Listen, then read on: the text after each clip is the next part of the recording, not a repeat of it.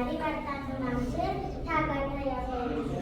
એક હતો કાગડો અને એક હતી કાબર. બંને વચ્ચે દોસ્તી થઈ. સમય વીત્યો બંને કાકા ભાઈબંધ બન્યા.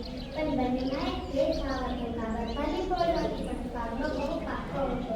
એક દિવસ કાબર કાગડાને કહે, કાકા ભાઈ ચાલો ને આપણે ખેતર ખેડીએ. કાગડો કહે સારું. કાબર બોલી, દાણા સારા થાય તો આખું વરસ ચણવા ના જવું પડે અને નિરાશ થઈ પાણી. પછી બંને જણ ખેતર ખેડવા લાગ્યા. ત્યાં જ કાગડાની ચાંચ થાકી ગઈ અને કાગડો લુહાર પાસે ચાંચ કરાવવા ગયો. જતા જતા કાગરબાઈને એમ કહેતો ગયો, કાગરબાઈ તમે ખેતર ખેડતા હતા, હું ચાંચ કરાવીને આવું છું. પછી કાગડો તો ચાંચ કરાવવા ગયો અને કાગરબાઈને આખું ખેતર ખેડી નાખ્યું. ત્યાં સુધીમાં કાગડો આવ્યો જ નહીં અને કાગડાની દાનત ખોટી હતી કે ચાંચ તો બરાબર થઈ ગયેલી પણ લુહારની સાથે બેઠા બેઠા ગપ્પા મારવા લાગ્યા. ત્યાં કાગરબેન કાગડાને બોલાવવા ગઈ. જઈને કહે, કાકા ચાલો ને ખેતરીઓ. કાકાએ કહ્યું, ઠાગા થયા કરું છું, ચાચુડી ખડાવું છું, જાઓ કાગરબેન આવું છું. કાગરબેન ગઈ અને ખુલ્લી આખા ખેતરની વાવણી કરી દીધી. ત્યાં સુધીમાં કાગડો આવ્યો છે.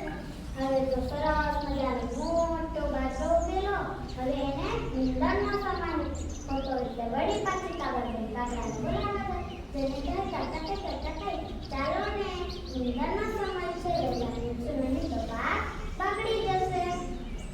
આળસુ કાકાએ ઝાડ પરથી જ કહ્યું, ઠાગા થયા કરું છું, ચાચુડી ખડાવું છું, જાઓ કાગરબેન આવું છું. કાગરબેન તો ગઈ અને આખા ખેતરને નીંદણ કરી દીધી.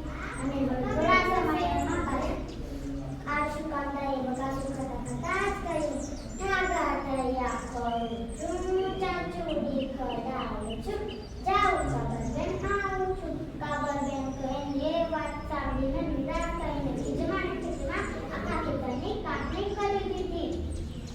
હવે બાજરાના ડુંડામાંથી એક ગોળ બાજરાનો ઢગલો કર્યો અને બીજો ગોળ બાજરાના ભૂસાવાળો ઢગલો કર્યો અને કાગરબેન કાગડાને બોલાવવા ગઈ. જેની પર કાકા હવે તો ચાલો ને પાક તૈયાર છે, તમને જે ગમે એ તમે લઈ લો.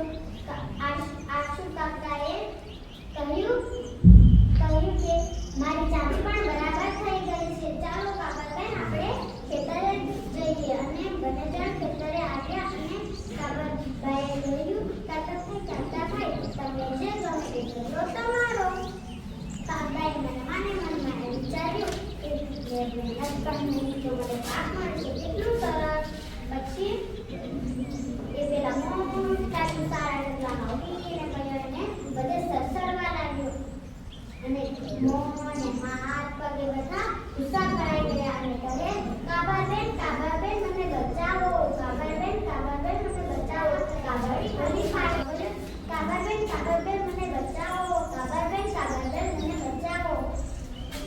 એક પેલી વલકી બીને વલકી નદીમાં ગયા અને હાથ પગ મચે ખેતરે.